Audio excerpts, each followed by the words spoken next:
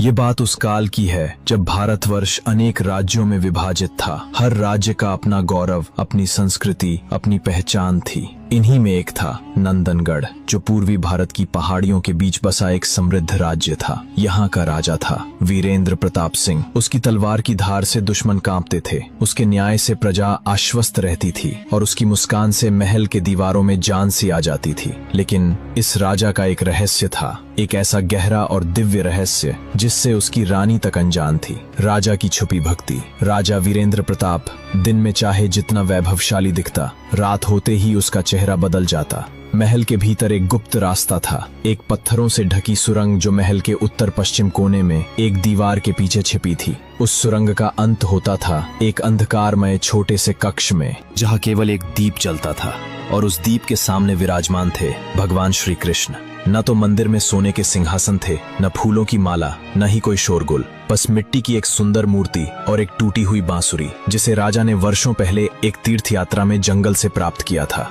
ये वही स्थान था जहां राजा हर रात आता था, अपने सिंहासन से उतरकर, अपने मुकुट को अलग रखकर, केवल एक भक्त बनकर। राजा और रानी विलासिनी देवी अत्यंत सुंदर, सुशील और चतुर महिला थीं। वह राजा से अत्यंत प्रेम करती थी और उसे हमेशा लगता कि वह अपने पति के हृदय के हर कोने को जानती है। लेकिन पिछले कुछ महीनों से उसने कुछ परिवर्तन महसूस किया था। रात के तीसरे पहर जब महल निस्तब्ध होता, तब वह उठती और देखती राजा वीरेंद्र कक्ष में नहीं होते। शुरू में उसने इसे नजरअंदाज किया, परंतु धीरे धीरे उसकी चिंता बढ़ने लगी। उसने दासियों से पूछताछ की, पर सभी अनभिज्ञ थे। रानी का हृदय अब प्रश्नों से भरता जा रहा था। एक दिन रानी ने एक विश्वस्त सेविका से कहा, राजा साहब रात में कहाँ जाते हैं, ये मुझे जानना है। आज तुम उनका पीछा करना, परंतु सावधानी से। रात हुई। राजा ने रोज की तरह ध्यान लगाया, कक्ष की दीवार पीछे हटाई और सुरंग में प्रवेश कर गया। सेविका धीरे धीरे पीछे गई, पर कुछ ही देर बाद वह चिल्लाते हुए वापस आई, महारानी माफ कीजिए, वहाँ कुछ था बहुत अजीब। उसकी बेचैनी अब बढ़ती जा रही थी। श्री कृष्ण का स्वप्न। उधर राजा की भक्ति निरंतर गहराती जा रही थी। उस रात जब वो श्री कृष्ण की मूर्ति के सामने बैठा था, तो उसका शरीर स्थिर और मन शून्य हो गया। वो माला फेरते फेरते जैसे ध्यान में खो गया। तभी उसे एक दिव्य प्रकाश दिखाई दिया और उसी प्रकाश से प्रकट हुए श्री कृष्ण। राजा ने प्रणाम किया।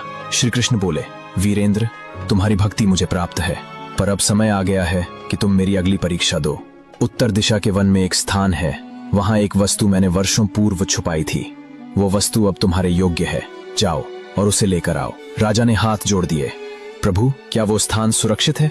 कृष्ण मुस्कुराए, जहाँ प्रेम है वहाँ भय नहीं, परंतु याद रखना, यह मार्ग केवल तुम्हारे लिए है। न कोई साथ आए, न कोई जाने।